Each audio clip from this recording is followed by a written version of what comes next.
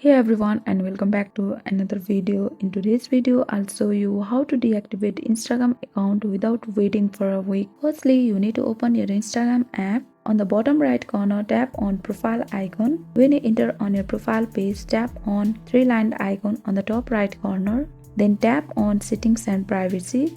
When you enter on settings and privacy, tap on account center. Now when you get access to your account center, tap on personal details. Then tap on account ownership and control.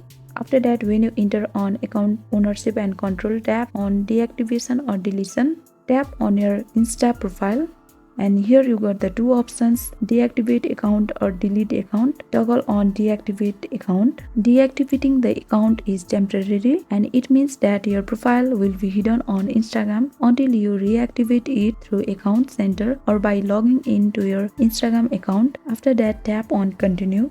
Now you will be required to enter your password. After entering your password, then tap on continue, and this is how we deactivate Instagram account without waiting for a week. Thank you for watching.